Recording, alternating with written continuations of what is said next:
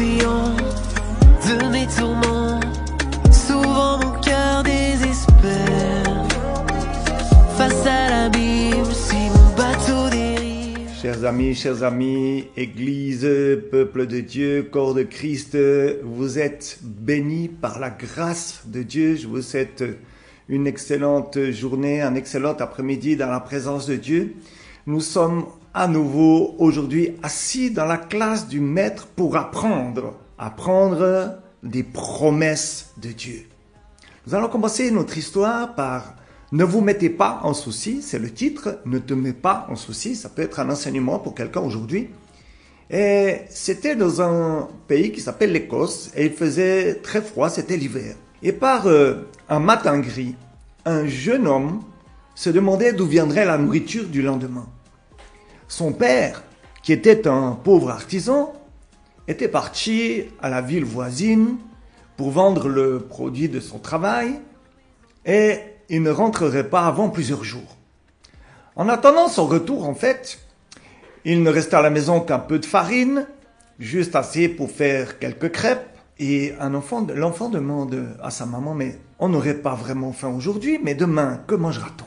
Maman, dit John, ne crois-tu pas que nos voisins nous prêteraient volontiers quelques pommes de terre jusqu'au retour de papa? S'ils savaient que nos réserves sont vides. Sans aucun doute, mon enfant, mais tu sais bien que ton père et moi, on a une règle. Et cette règle est de ne jamais rien demander à personne qu'à notre Père céleste. Il sait que nous n'avons plus de provisions. J'ai assez de farine pour vous nourrir aujourd'hui. Quant à demain, j'ai confiance. Tu verras que le Seigneur ne nous abandonnera pas. Le jeune garçon fut frappé de la confiance de sa mère. Quelque chose lui disait qu'elle ne pouvait pas se tromper. Toutefois, ça ne l'empêchait pas de se demander de quelle manière Dieu allait leur venir en aide, puisque personne ne connaissait leur détresse. Pas même le grand-père qui possédait une ferme à quelques kilomètres de là. Le lendemain, comme d'habitude, John se leva de bonne heure. Avant de partir pour l'école, il rendait toujours quelques petits services à sa maman. Aujourd'hui, le déjeuner sera vite fait et il n'y avait plus rien à la maison. John descendit à la cuisine pour allumer le feu. À défaut d'une bonne soupe, on aurait un bon feu et il ferait bien chaud. Pauvre John, ne nous hâtons pas de déplorer son manque de foi. Ne le jugeons pas. La perspective d'une journée sans manger n'a rien de bien réjouissant pour un garçon en bonne santé. Comme John se dirigeait vers le hangar pour y chercher la provision de bois que sa mère avait besoin pour la journée, il entendit quelqu'un qui l'appelait « Hé, garçon, viens donc ici m'aider à décharger, c'est pour vous !» Et John, qui ne voulait pas en croire ses yeux, se frotta les yeux et vit sortir de la camionnette un sac de pommes de terre, un sac de farine et un paquet. « Et voilà, dit le chauffeur en remontant sur son siège. Bientôt, toute la famille était réunie dans la cuisine et regardait les provisions, contemplait les provisions que le grand-père venait d'expédier à sa fille, dont il ignorait cependant la misère. Le gros paquet contenait du beurre et de la viande. Les enfants partirent à l'école, le cœur joyeux et léger. Ils ont remercié Dieu pour cette grande délivrance. Ils n'ont pas eu besoin de demander en quoi consistait le prochain repas. Ils ont vu la nourriture. John n'oublia jamais ce matin-là. Plus tard, Dieu l'appela à quitter sa famille et à devenir missionnaire. Il se rendit aux Nouvelles-Hébrides, c'est une île dans le Pacifique. Et à cette époque, les gens étaient des cannibales, ils se mangeaient entre eux. Il vécut sans cesse au milieu de dangers terribles et de difficultés en apparence complètement impossibles, insurmontables. Mais dans l'humble maison de ses parents, John Patton, c'était son nom de famille, avait appris que Dieu écoute les prières de ses enfants et tient toujours ses promesses. C'est sur ses paroles, c'est sur ses promesses qu'il compta jour après jour et il n'a jamais été déçu. Bien-aimés, je crois qu'aujourd'hui, si Dieu nous parle des promesses, que nous devons réapprendre à gérer les promesses de Dieu, assis dans la classe du Maître, nous allons être enseignés ce matin de comment déjà retenir les promesses de Dieu. Donc, écoute avec moi. Il est dit dans la parole de Dieu, c'est pourquoi, lorsqu'il fut ressuscité des morts, Ses disciples se souvinrent qu'il avait dit cela, et ils crurent à l'écriture et à la parole que Jésus avait dite. Prends avec moi Jean 2, verset 22. Jean 2, verset 22. C'est pourquoi, lorsqu'ils furent ressuscités des morts, ses disciples se souvinrent qu'il avait dit cela, et ils crurent à l'écriture et à la parole que Jésus-Christ avait dite. Mon ami, il est bon de garder en mémoire les promesses de notre Seigneur pour avoir de l'assurance au moment de l'épreuve, dans les moments difficiles que tu traverses. Beaucoup de chrétiens oublient la parole du Christ prononcée pour leur propre bonheur. C'est pour ça qu'ils manquent de fermeté dans leur résolution, dans la persévérance, dans la foi chrétienne. Il y a un manque de fermeté. Même les païens se souviennent des promesses de Dieu pour ses enfants.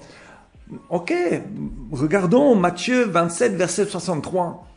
Matthieu 27, 63, où ils dirent à Pilate, « Nous nous souvenons qu'il a dit quand il vivait encore. » On parle de Jésus là. « Après 3 jours, je ressusciterai. » Si les non-croyants retiennent les paroles du Christ, à combien plus forte raison doivent le faire les chrétiens qui sont l'héritier de la promesse.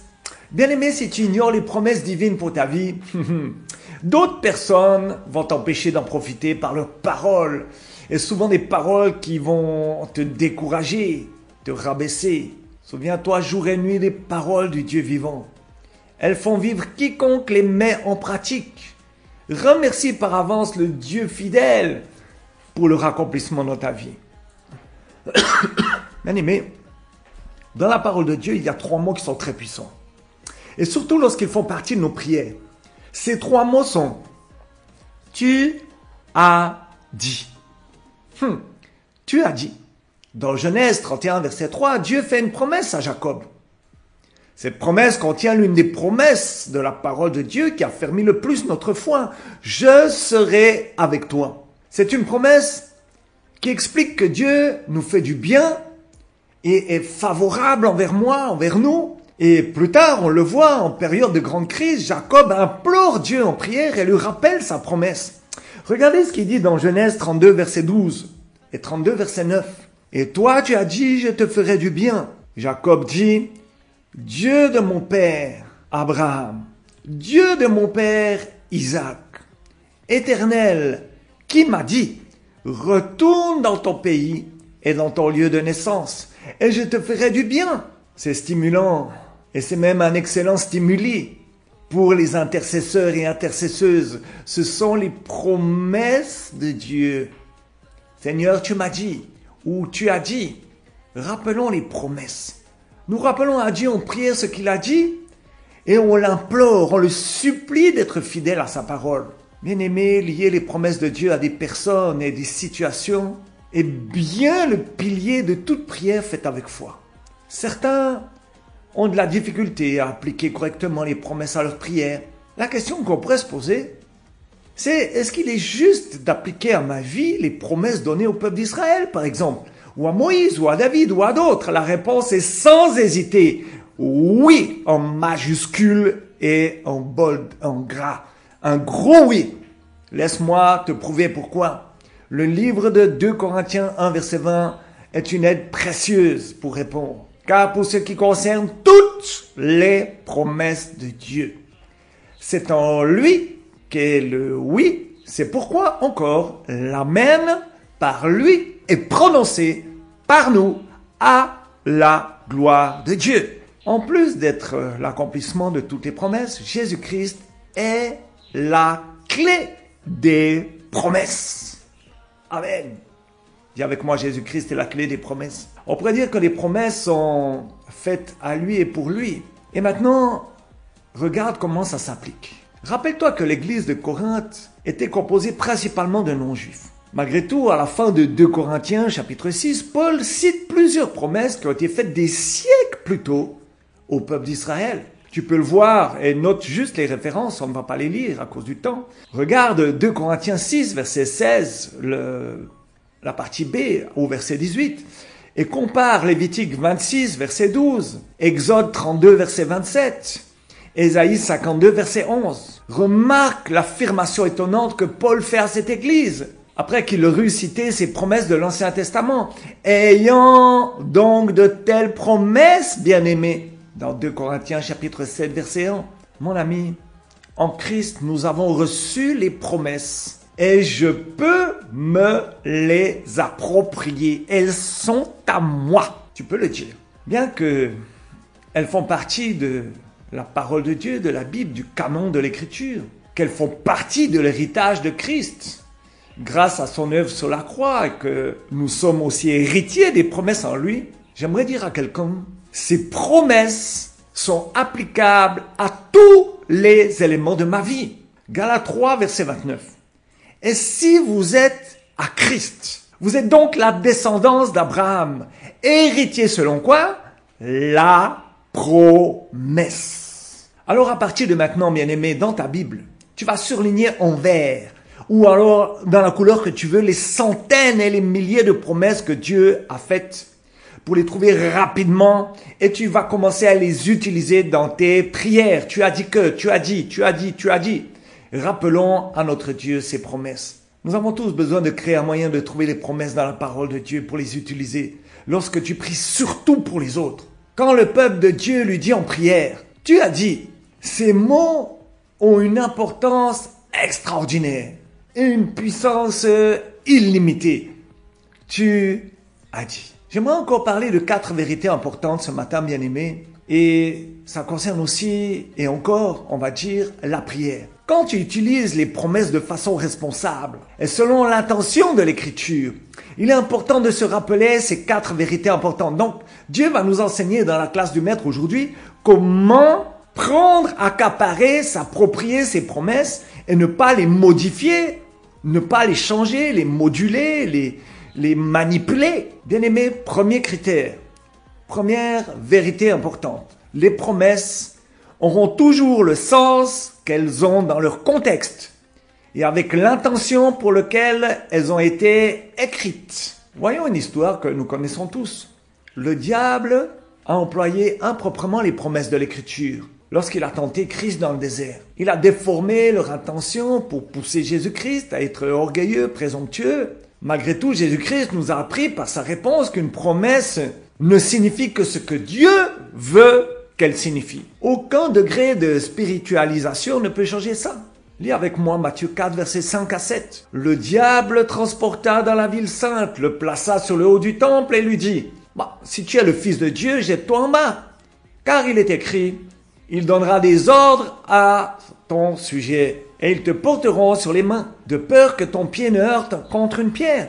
Jésus lui dit, il est aussi écrit, tu ne tenteras point le Seigneur ton Dieu. Hey, quelle réponse magnifique. Deuxième vérité importante. Les promesses ont un accomplissement dans le passé, le présent et l'avenir parfois. Si nous comparons par exemple Joël 2, verset 29 à 32. Joël 2, verset 29 à 32. Même sur les serviteurs et sur les servantes. Et oui, les mamans sont concernées. Dans ces jours-là, je répandrai mon esprit. Je ferai paraître des prodiges dans les cieux et sur la terre, du sang, du feu, des colonnes de fumée. Verset 31, le soleil se changera en ténèbres et la lune en sang. Avant l'arrivée du jour de l'Éternel, de ce jour grand et terrible. 32, alors quiconque invoquera le nom de l'Éternel sera sauvé. Le salut sera sur la montagne de Sion et à Jérusalem, comme a dit l'Éternel, et parmi les réchappés que l'Éternel appellera. Quelle promesse magnifique. Acte 2, verset 15 à 21. Acte 2, verset 15 à 21. Ces gens ne sont pas ivres, comme vous le supposez, car c'est la 3e heure du jour. Mais c'est ici ce qui a été dit par le prophète Joël. Au verset 17, dans les derniers jours, dit Dieu, je répandrai de mon esprit sur toute chair. Vos fils et vos filles prophétiseront, vos jeunes gens auront des visions, et vos vieillards auront des songes.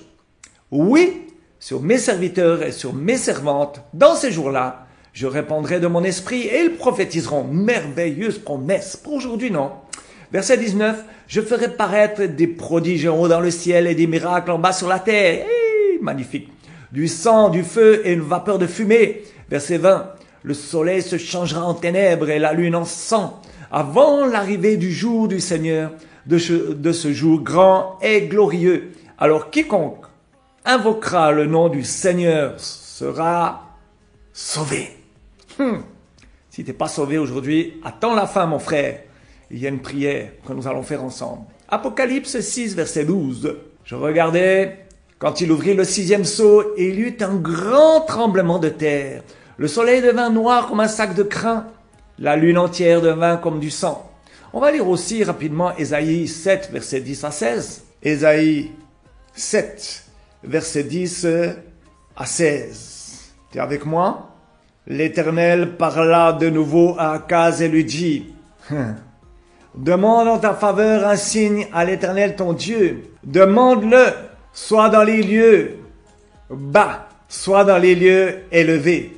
Akaz répondit, je ne demanderai rien et je ne tenterai pas l'Éternel. Au verset 13, Ésaïe dit alors, écoute donc, maison de David, est-ce trop peu pour vous de lasser la patience des hommes, que vous lassiez encore celle de mon Dieu? Et pourquoi le Seigneur lui-même vous donnera un signe? Voici, la jeune fille deviendra enceinte, elle enfantera un fils, et elle lui donnera le nom d'Emmanuel. Il mangera de la crème et du miel, jusqu'à ce qu'il sache rejeter le mal et choisir le bien. Mais avant que l'enfant sache rejeter le mal et choisir le bien, le pays dont tu crains les 2 rois sera abandonné. Quelle merveilleuse promesse. Matthieu 1, verset 21 à 23. Lis avec moi. Elle enfantera un fils, et tu lui donneras le nom de Jésus. C'est lui qui sauvera son peuple de ses péchés. Tout cela arrivera afin que s'accomplisse ce que le Seigneur avait annoncé par le prophète. Voici, la Vierge sera enceinte. Elle enfantera un fils, et on lui donnera le nom d'Emmanuel, ce qui signifie Dieu avec nous. 3e critère, mon ami. 3e vérité importante sur les promesses. Les promesses conditionnelles ont toujours un accomplissement. Dans l'accomplissement, la condition avant que la promesse soit remplie. Donc, simplement, il y a des promesses conditionnelles. Par exemple, condition, offre pour sacrifice à Dieu des actions de grâce et accomplis tes vœux envers le Très-Haut et invoque-moi au jour de la détresse. Quelle est la promesse? Je te délivrerai et tu me glorifieras. Dans le psaume 50, versets 14 et 15. Une autre condition. Cherchez premièrement le royaume et la justice de Dieu. Quelle est la promesse? Et toutes ces choses vous seront données par-dessus. Matthieu 6, 33, tu connais. Donc là, nous avons vu en 3e point, les promesses conditionnelles. Et le 4e point, il y a des promesses qu'il faut attendre parce qu'elles prennent plusieurs années avant de s'accomplir. Par exemple, prends avec moi le psaume 69, verset 14. Mais je t'adresse ma prière au Éternel, que ce soit le temps favorable. Ô Dieu, par ta grande bonté, réponds-moi en m'assurant ton secours. Que ce soit le temps favorable. Il y a, bien-aimé, dans la promesse, le temps de Dieu. C'est une promesse de Dieu. Il y a alors le temps d'accomplissement de Dieu. Résultat, dans Hébreux 6, verset 15, Abraham, ayant persévéré, obtint ce qui lui avait été promis. Ah, merveilleux. Ici, le message est très clair. Bien-aimés, nous devons persévérer. Pour obtenir ce que Dieu a promis, nous devons persévérer. Ma sœur, mon frère, cesse de marcher d'église en église pour chercher des choses. Mais assieds-toi dans une assemblée qui prêche la vérité et cherche Jésus-Christ dans une relation totale, une communion totale. Laisse la religion de côté et rentre dans une relation avec lui. C'est facile à dire que c'est ton Père, mais est-ce que tu le montres? Est-ce que tu marches en étant un enfant de Dieu? L'enfant de Dieu est celui qui est conduit par l'Esprit de Dieu. Lorsqu'il rappelle les promesses de Dieu, il y croit, il a confiance. Rappelle-toi l'histoire de John, lorsque nous avons commencé l'enseignement dans la classe du maître aujourd'hui. Ayant persévéré, nous parlons d'Abraham, qui est le père de la foi, il obtint ce qui lui avait été promis. Bien-aimé, n'efface pas ce que Dieu t'a promis parce que ça fait longtemps, ça fait des années. Oh, il a dit ça il y a 15 ans, 20 ans, 30 ans, 40 ans. Ça n'est toujours pas accompli, donc ça ne s'accomplira jamais. Ma part, c'est de croire en ses promesses. La part de Dieu, c'est de les accomplir. il veille sur sa parole pour l'accomplir. Et d'autant plus quand c'est une promesse. Il faut juste le supplier et lui rappeler. Tu as dit, tu as dit, tu as dit, tu as dit, tu as dit. Mettons dans nos prières, ô Seigneur, tu as dit que, ô Seigneur, tu as dit que, je ne manquerai de rien, que tu es mon berger. Oh, tu as dit que mes enfants seront en bonne santé, qu'ils prospéreront. Tu as dit. Et tu pries avec foi et confiance que ce que tu as demandé se réalise. Maintenant, j'aimerais parler à quelqu'un de la nouvelle vie avec Jésus-Christ, en qui il y a le oui et le amen à toutes les promesses qu'il a faites. Aujourd'hui, si tu n'es pas enfant de Dieu, alors tu n'as pas accès aux promesses de Dieu. Donne ta vie à Jésus-Christ. Essaye Jésus-Christ. Tu verras. Le mot « essayer » est un peu réducteur, un peu familier. Mais c'est pour t'appeler à t'attacher à lui. Malheureusement, bien-aimé, il faudra te détacher du monde et c'est difficile. Alléluia, pour s'attacher à Jésus-Christ, il faut se détacher du monde. C'est difficile et tu seras persécuté, la Bible dit. Tu seras haï à cause du nom de Jésus-Christ. Mais mon ami, la vie éternelle t'attend. Les promesses de Dieu t'attendent déjà même sur la terre. Maintenant, parlons un peu de cette nouvelle vie avec Jésus-Christ. J'aimerais surtout m'assurer aujourd'hui que tu comprends ce qu'est le salut. Dans 1 Jean 5, verset 13, il est dit « Je vous ai écrit cela à vous qui croyez au nom du Fils de Dieu, afin que vous sachiez que vous avez la vie éternelle. » Bien-aimé, Dieu veut que tu comprennes le salut, où que tu sois, que tu écoutes la parole de Dieu, que tu sois sous la pluie, que tu sois dans ta maison en train d'attendre quelque part, que tu sois dans ton champ en train d'attendre que la pluie cesse, ou bien alors que tu es en train de somnoler, bien-aimé, et que tu n'as encore pas donné ta vie à Jésus-Christ, tu peux le faire maintenant. Je veux que tu comprennes le salut. Dieu veut que tu aies l'assurance du salut maintenant. Donc, on va examiner un peu simplement ces points clés du salut. Déjà, le premier point, nous avons tous péché et nous avons tous fait des choses désagréables à Dieu. Ça ne doit pas être une raison de dire « Ah, j'ai fait tellement de choses dans ma vie que non, Dieu ne m'acceptera pas tel que je suis. » Faux. On a tous péché. On a tous fait des choses désagréables à Dieu. Notre passé est mauvais. Deuxième point, à cause de mes péchés, de nos péchés, on mérite d'être puni, séparé éternellement de Dieu. Ah, ouf, heureusement qu'il y a la grâce. Et c'est justement cette grâce qui nous sauve. Troisième point, Jésus-Christ est mort sur la croix pour payer le prix de mes péchés et de tes péchés. Jésus est mort à ta place, à ma place. Il a pris sur lui la punition que je mérite. La résurrection de Jésus prouve que sa mort était suffisante pour payer la rançon de mes péchés et de tes péchés. Autre point, Dieu accorde le pardon et le salut à tous ceux qui mettent leur foi en Jésus-Christ et qui croient que sa mort était le prix à payer pour leurs péchés. Voilà le message du salut. Si tu as reconnu Jésus-Christ comme ton sauveur et Seigneur, tu seras sauvé. Tous tes péchés sont pardonnés. Et Dieu te promet de ne plus jamais te laisser ni t'abandonner. Regarde cette promesse.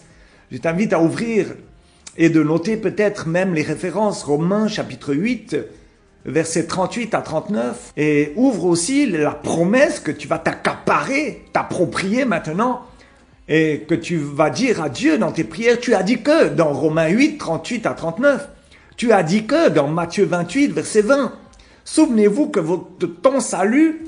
Notre salut est assuré en Jésus-Christ. Mon ami, si tu te confies en Jésus comme ton seul sauveur, tu peux être assuré que tu passeras l'éternité avec Dieu au ciel. Est-ce que tu veux faire avec moi la prière? Dieu dit dans Romains 10, verset 9, « Si tu confesses de ta bouche le Seigneur Jésus-Christ, et si tu crois dans ton cœur que Dieu l'a ressuscité des morts, tu seras sauvé. » Le salut de ton âme est conditionnel, mon ami. Accéder au ciel est conditionnel.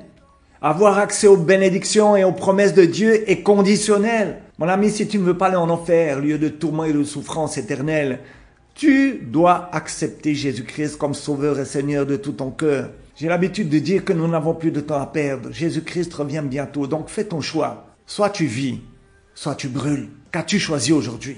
Tu as choisi de vivre éternellement ou de brûler éternellement? Alors répète cette prière avec moi. Père céleste, je viens à toi maintenant, au nom de Jésus-Christ, ton Fils unique, que tu as donné au monde, et qui est mort à la croix pour moi. Fais cette prière avec moi, hein, répète. Je te demande de pardonner tous mes péchés, de me purifier par le sang de Jésus-Christ. Jésus-Christ, je te reçois dans mon cœur comme mon Seigneur et Sauveur personnel. Je confesse de ma bouche le Seigneur Jésus-Christ et je crois de tout mon cœur que Dieu l'a ressuscité des morts. Je suis donc maintenant sauvé et né de nouveau, né d'en haut, par la puissance du Saint-Esprit. Merci, Père éternel, de m'avoir pardonné, sauvé et donné la vie éternelle au nom de Jésus-Christ. Amen. Mon ami, maintenant, voilà ce que tu dois faire. Il faut ouvrir la parole de Dieu. Tu n'as pas de Bible, demande une Bible à quelqu'un. Que Dieu te parle et t'encourage dans sa parole. Lis fréquemment la parole de Dieu. Il y a un encouragement. Hey, ding ding. Il y a les promesses de Dieu là-dedans. Trouve une assemblée qui prêche ce que dit la Bible. Que ce que dit la Bible. Je répète pour que ce soit clair pour tout le monde. Que l'assemblée qui prêche ce que dit la Bible. Ensuite, témoigne de Christ. Ce qu'il a fait dans ta vie. Où il t'a pris. Où il t'a trouvé. Dans quoi tu étais. Et aujourd'hui, tu es né d'en haut. Tu es une nouvelle personne. Tu es reparti à zéro. 4e point. Tu vas gagner des âmes parce que tu auras envie de le faire. Comme la tienne a été gagnée, tu vas gagner des âmes. Mon ami, chers enfants, bienvenue dans la famille de Dieu. C'était votre humble serviteur, l'apôtre Sam, qui vous parlait dans la classe du Maître aujourd'hui. Et je vous donne rendez-vous, si Dieu le veut, mercredi prochain à 10h pour de nouvelles aventures. Que l'Éternel vous localise. Shalom, shalom, shalom. Quand je suis perdu, sa voix guide mes pas. Je peux marcher sur l'eau, sur l'eau. Oh, n'aie pas peur, il est là. Oh, n'aie pas peur, il est là. Il te dit n'aie pas peur et la foi. Non, tu n'es plus seul car je suis avec toi. Oh la la la la la la. Oh la la la la la la. Oh la la la la la la. Oh la la la la la la. Dans les doutes, les angoisses, c'est sa présence qui m'apaise. Quand je tombe, je me ramasse, c'est sa main qui me relève. Il est le chemin, la vérité, il est la vie et mon repère. J'ai confiance et c'est